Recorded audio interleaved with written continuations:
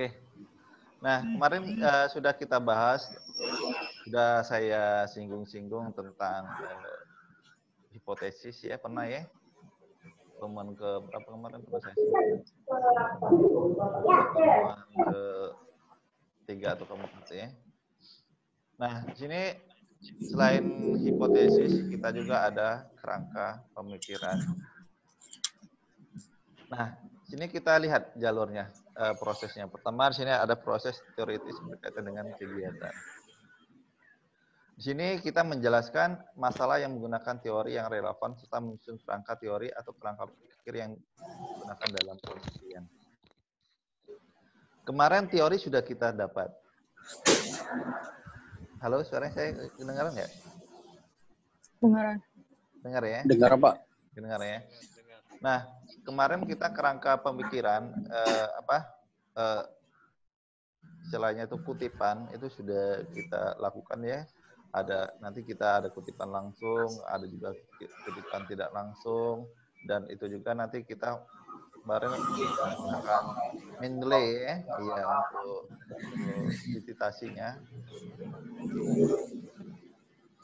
Nah, di sini selain teori yang relevan atau yang kuat dalam mendukung teori kita, kenapa sih harus ada teori? Ya enggak? Itu jadi pertanyaannya. Kenapa sih kita membuat penelitian harus memerlukan teori? Apakah kita bisa menciptakan teori yang lain? Jawabannya bisa. Dan selain itu juga kita ketika menyusun kerangka teoritis atau kerangka pemikiran, kita juga merujuk berdasarkan beberapa teori yang sebagai acuan dalam penelitian kita. Itu fungsinya apa? Fungsinya untuk memperkuat penelitian kita. Nanti kalau kita melihat penelitian Anda bagus nggak bagus, pertama dari rujukan. Anda bisa melihat penelitian itu kredibel ya, atau yang bagus atau yang nggak bagusnya. Itu pertama dari rujukan yang dia kutip. Gitu ya. Itu rujukan dari mana? Nah, tadi teori ini sebagai istilah itu sebagai akar dari ketika kita ingin menyusun kerangka pemikiran. Nah, jawabannya pertanyaan apa? Apakah perlu dalam penelitian itu memerlukan kerangka pemikiran? Jawabannya perlu. Ya. Apalagi kalau Anda dalam analisis ya, itu untuk kerangka pemikiran itu sangat diperlukan sekali. Nah, selanjutnya di sini kita bahas tentang deskripsi teori. Ini menggambarkan teori-teori yang relevan dengan masalah yang diteliti. Untuk menunjukkan teori yang relevan dilakukan dengan berpijak pada variabel-variabel penelitian. Nah, ini penjelasan teori. Yang tadi kata saya tadi. Deskripsi teori merupakan penjelasan atau penjabaran atau menggambarkan teori-teori untuk penelitian kita. Untuk masalah yang akan kita angkat. Nah, misalnya Anda mau mengangkat masalah apa? Misalnya Anda kan jurusan sistem informasi, ya enggak? Terus juga ada jurusan TI ya, atau informasi sekarang ya. Nah, ketika Anda ngambil judul penelitian tentang misalnya tentang jaringan. Jaringan apa yang ingin Anda ambil? Jaringan 5G misalnya ya, 6G. Sekarang kan sudah ada 6G ya. Nah, pencipta penemu jaringan ini juga ketika dia mau melakukan penelitian, kan ada teori-teori yang diambilnya. Kalau saya baca artikelnya, dia kemarin ngambil merujuk dari Al-Quran dan hadis untuk membuat sebuah penemuannya yang untuk konsep 5G sama 6G-nya. Nah, begitu juga Anda. Ketika Anda mau membangun sistem apa misalnya yang ingin Anda bangun? Misalnya Anda ingin membangun sistem berbasis desktop, enggak? Atau bangun website. Nah, ketika website, ini misalnya Anda bangun e-learning, ya enggak? Ketika Anda ingin membangun sebuah sistem e-learning, pasti Anda harus mencari teori-teori yang berhubungan dengan e-learning, dengan pembangunan sistem e-learning. Itu ya. Itu sebagai apa? Sebagai pijakan kita. Pijakan kita dalam melakukan penelitian. Nah, jadi ketika Anda mau membangun sebuah sistem e-learning, berarti Anda cari dulu teori-teori atau juga Anda cari jurnal-jurnal yang berhubungan dengan e-learning tersebut. Nah, baru bisa Anda melakukan penelitian. Nah, ketika Anda melakukan penelitian, maka Anda akan menghasilkan teori baru. Ya, Anda akan menciptakan teori baru dari hasil penelitian Anda. Merujuk dari teori-teori yang sebelumnya.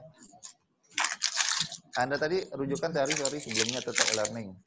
Ketika Anda melakukan penelitian terbaru, ya enggak, Anda akan menghasilkan teori yang baru juga.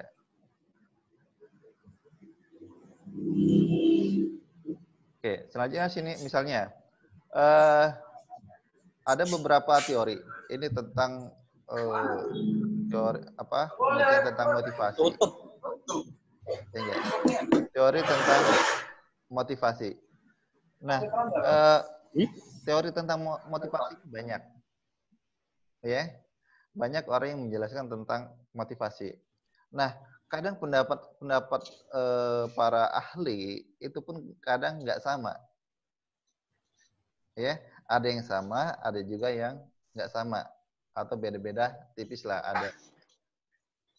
Nah, misalnya teori motivasi menurut si Anda ngambil teori motivasi Hubert, Alderfer atau Max Helen atau teori motivasi yang terkenal itu Maslow, ya enggak? Nah, ini ketika Anda mau meneliti tentang motivasi, ya, misalnya motivasi belajar, motivasi kinerja karyawan, ya enggak, dan lain sebagainya, ya. Nah, Anda harus merujuk pada teori ini. Salah satunya boleh. Atau Anda ngambil beberapa teori, misalnya Anda saya mau ngambil dalam penelitian saya mau merujuk teori motivasi Maslow, ya enggak? Dan juga saya membandingkan dengan teori motivasi Max Helen, itu boleh, ya, boleh Anda teorinya Anda ambil dua, Maslow sama Max Helen. Nah, selanjutnya Anda cari penelitian, adakah penelitian yang sudah pernah dilakukan oleh penelitian terdahulu, ya enggak? Yang berhubungan tentang motivasi. Nah, itu juga sebagai rujukan kita. Ya, kita sebagai pembanding. Nah, makanya ketika kita meneliti, kadang hasil penelitian kita itu belum tentu sama dengan hasil penelitian sebelumnya. Karena ketika kita melakukan penelitian berdasarkan objek, ya enggak? Halo? Ya?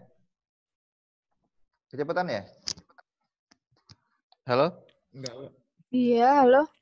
Ya, suaranya jelas nggak? Ya, Pak. Iya, jelas. Benar, Pak. Jelas, ya? Pak. Oke. Jelas, Pak. Oke, saya lanjut ya. Nah, ketika kita merujuk beberapa teori yang tadi, yang saya jelaskan tadi tentang teori motivasi Helen dan teori motivasi Maslow. Nah, kita ngambil merujuk teori ini, dua. Selain itu juga kita ngambil penelitian yang berhubungan, yang pernah dilakukan sebelum kita, itu tentang motivasi. Ya. Nah, itu ada beberapa, bisa ada 5 penelitian atau 7 penelitian. Semakin banyak, itu semakin bagus Anda perbandingannya. Nah, untuk hasilnya, itu belum tentu nanti hasil kita itu sama dengan hasil penelitian sebelumnya. Itu bisa berbeda. Ya enggak? Karena mungkin dipengaruhi beberapa faktor. Mungkin faktor kebaharuan. Ya enggak? Terus faktor objek yang Anda teliti. itu akan berpengaruh juga. Jadi hasilnya nggak akan sama. Sama ketika Anda menciptakan atau membuat tadi sistem e-learning, ya nggak? Nah, sistem e-learning ini ketika Anda melakukan penelitian, Anda implementasikan, ya, hasilnya pun nggak akan semua itu akan maksimal, nggak akan bagus, tergantung objeknya yang ingin Anda implementasikan. Contohnya dari Anda sudah melakukan penelitian, Anda misalnya membuat sistem e-learning, ya enggak? Nah, jadi nanti Anda ingin meneliti apakah nanti hasil ciptaan Anda yang sistem e-learning ini nanti akan menolong dalam proses pembelajaran atau tidak. Nah, pertama ada beberapa variabel yang kita lihat. Pertama, contohnya objek kita. Objek Anda meneliti misalnya di daerah perkotaan. Ya enggak? Terus selanjutnya nanti Anda bandingkan ketika Anda implementasikan penelitian Anda ke daerah-daerah yang agak terpencil, maka hasilnya pun akan berbeda. Gitu ya. Jadi Anda nggak bisa menyamakan antara ketika Anda implementasikan di di perkotaan, ya enggak, dengan di pedesaan. Itu hasilnya akan berbeda. Karena berpengaruh pada objek dan tempat penelitian Anda. Itu ya. Mungkin kalau di perkotaan, kalau kita menerapkan sistem belajar e-learning itu nggak jadi masalah. Tapi ketika kita mengimplementasikan di daerah pedesaan atau daerah yang sinyalnya sulit, ya enggak, itu akan kesulitan. Mungkin daya tangkap dari objek kita pun akan berbeda. Ini salah satu contohnya antara ya ini penelitian tentang motivasi tadi. Nah, selanjutnya kerangka pemikiran. Nah, kerangka pemikiran ini merupakan susunan konstruksi logika yang diatur dalam rangka menjelaskan variabel yang diteliti. Ingat ya, menjelaskan variabel yang diteliti. Kerangka pemikiran dirumuskan untuk menjelaskan konstruksi aliran logika untuk mengkaji secara sistematis kenyataan empirik. Terus kerangka pemikiran ditujukan pada untuk menjelaskan variabel yang diteliti sehingga elemen yang pengukuran dapat dirinci secara konkret. Nah, kalau kita melihat kerangka pemikiran itu beda-beda, ya enggak, tergantung konsep penelitian Anda. Ini saya contohkan dulu yang kerangka penelitian ya. Ini ada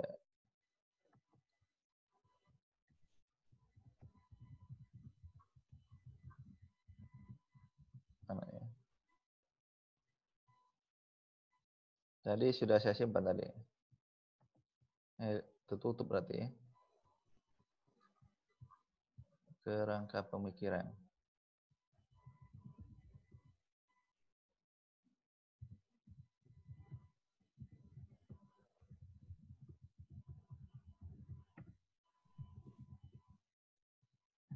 Oke.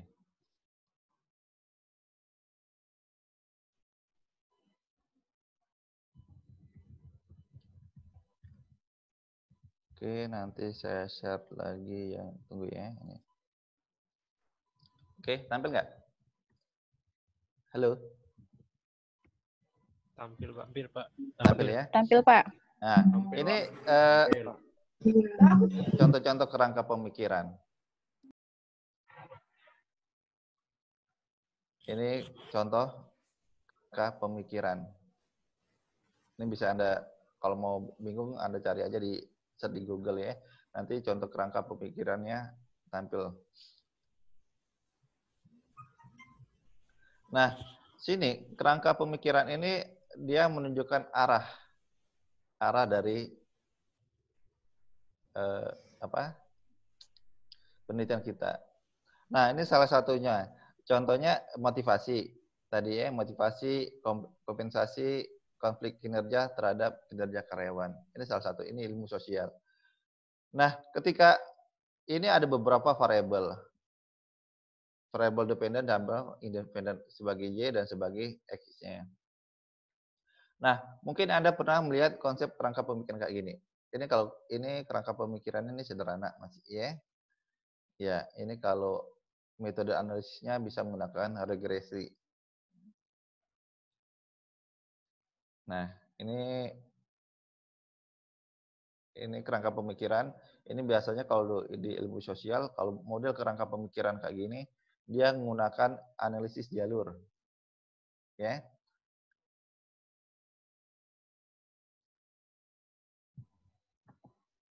Oke. Nah, ini sama, ini bisa analisis jalur.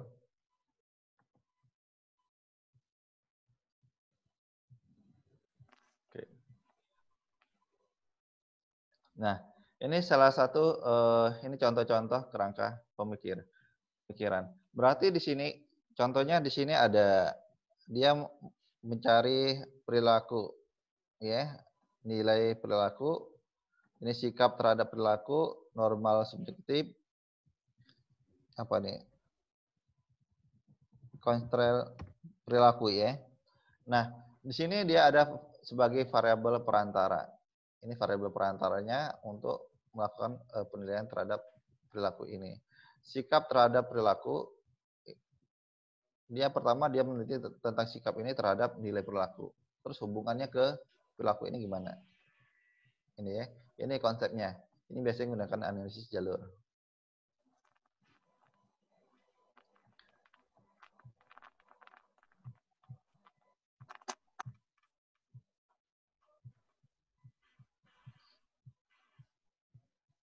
Oke. Ini menggunakan analisis jalur juga. Oke, kita lihat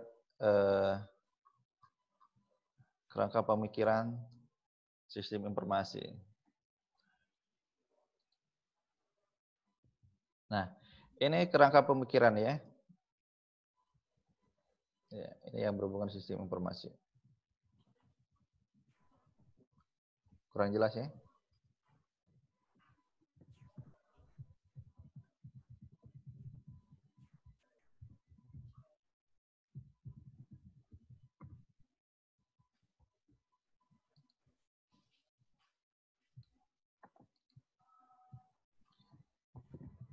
Kerangka penelitian, iya. Nah, ini contoh-contohnya. Jadi bisa Anda lihat. Ini ya. Nih.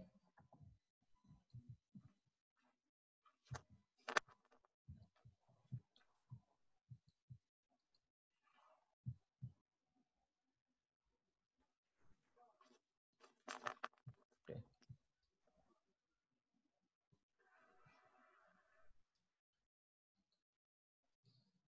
Oke, nah ini. Nah, kalau Anda perhatikan, kerangka pemikiran itu berbeda-beda. Benar nggak? Kerangka pemikirannya nih modelnya berbeda-beda. Nah, kerangka pemikiran ini menjelaskan arah penelitian kita. Istilahnya katanya mau dibawa kemana penelitian kita, ya enggak? Tujuan penelitian kita tuh kemana? Nah, itu bisa kita lihat dari kerangka penelitian. Oke.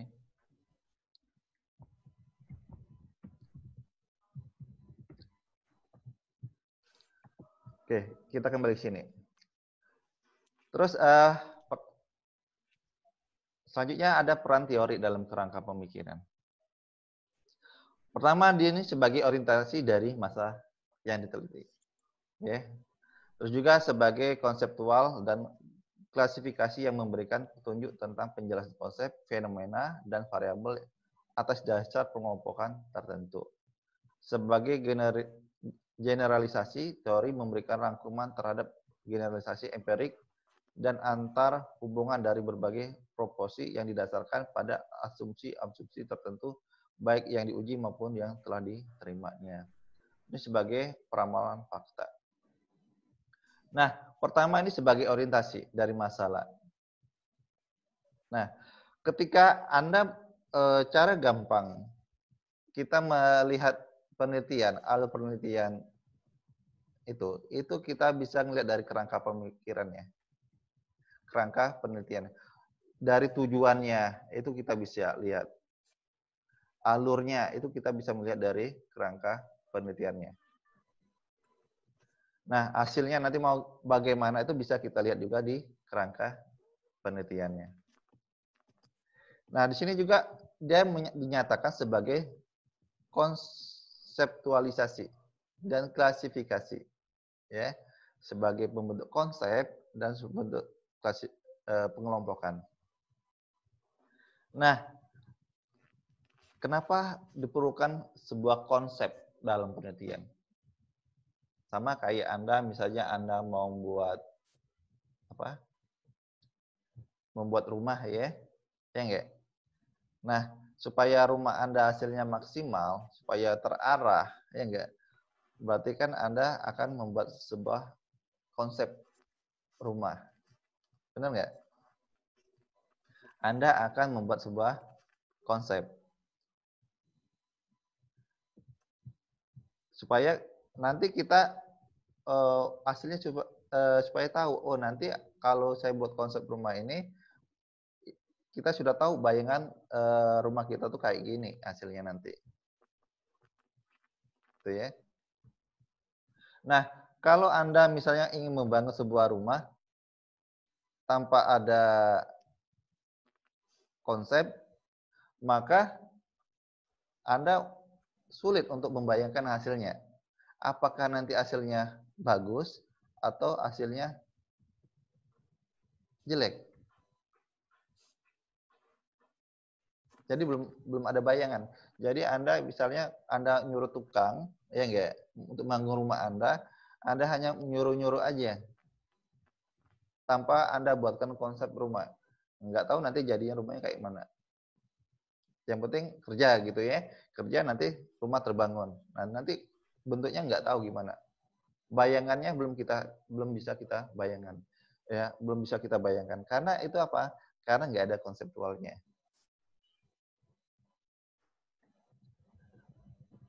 Oke, sampai sini ada yang tanyakan nggak?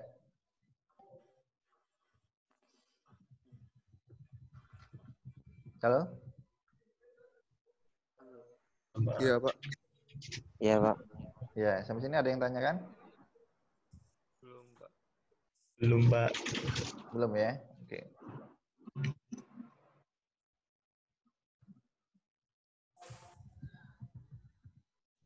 Oke, kalau belum, kita lanjut ya.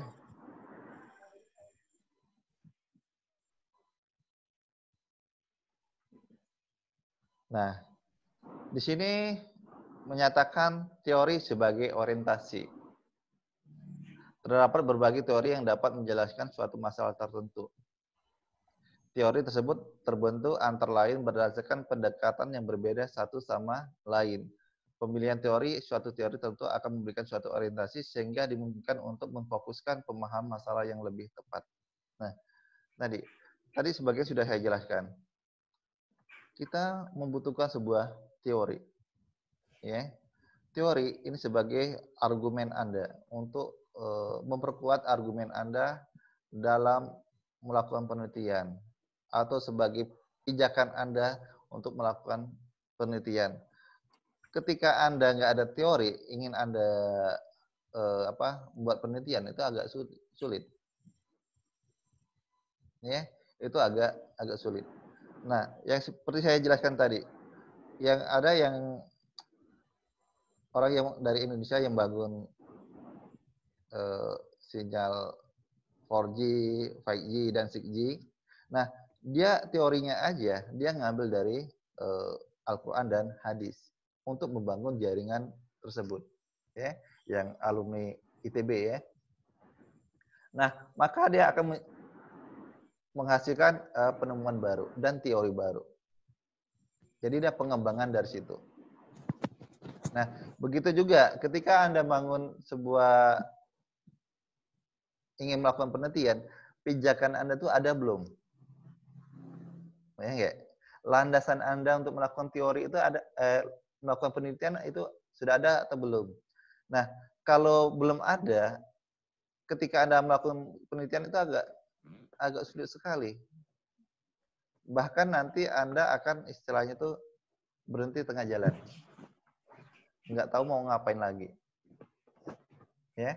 Karena nggak ada teori yang kuat untuk penelitian Anda.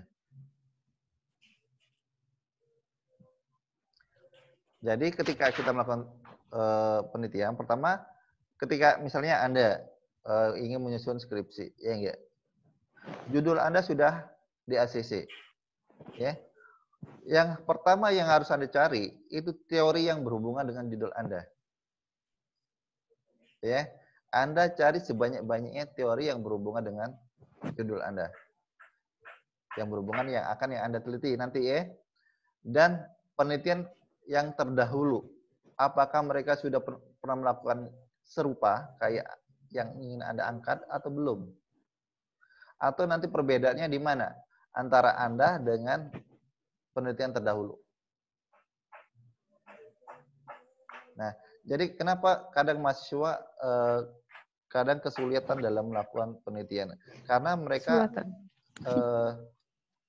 lupa untuk mencari teorinya terlebih dahulu. Istilahnya teorinya sebagai pijakan. Mereka lupa untuk melihat apakah sudah ada penelitian serupa atau mirip-mirip yang ingin Anda lakukan. Gitu ya. Ketika itu sudah Anda peroleh semua, itu kemungkinan Anda untuk melakukan penelitian itu gampang. Ya. Anda nggak akan menemui kendala. Ya, kalau kendala-kendala sedikit dalam penelitian itu biasa. Trial error itu biasa. Nggak ada teori penelitian itu Anda peneliti langsung hasilnya 100%, enggak. Ya. Pasti ada masalah-masalah. Ada error-error dikit. Nah, itu yang ingin Anda perbaikin.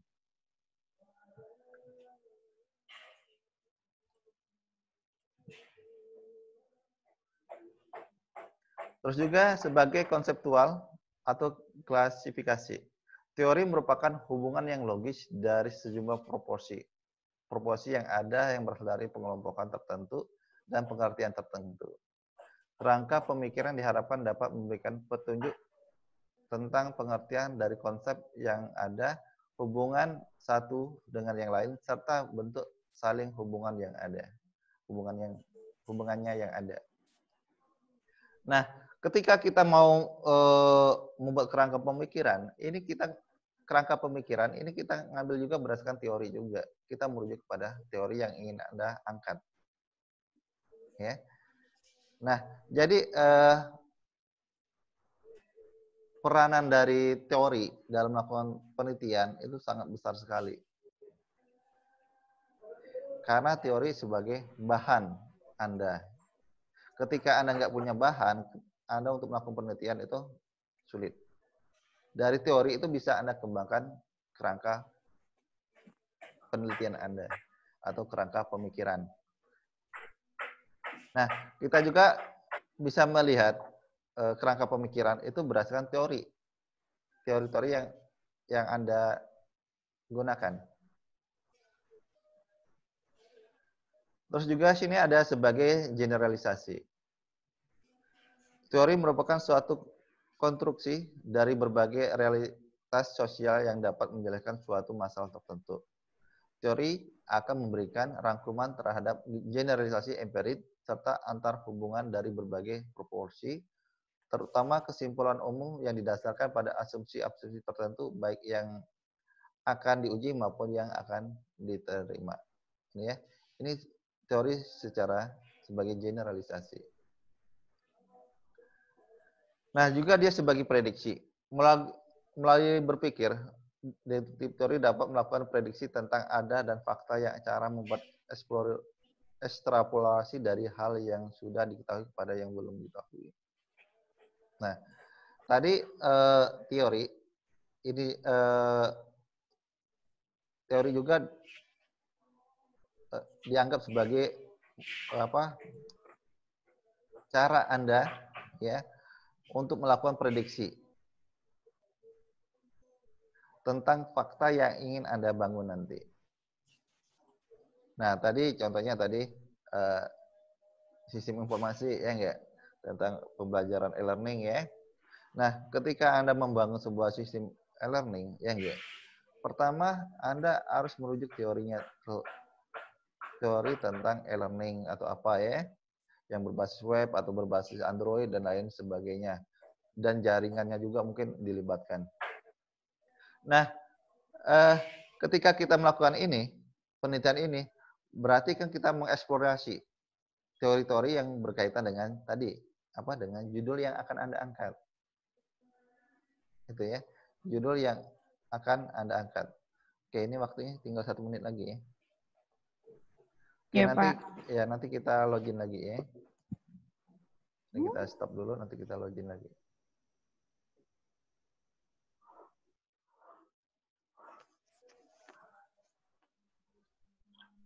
Ini belum saya absen ya, nanti saya absen ya. Iya, Pak. Iya, Pak. Pak, lanjut.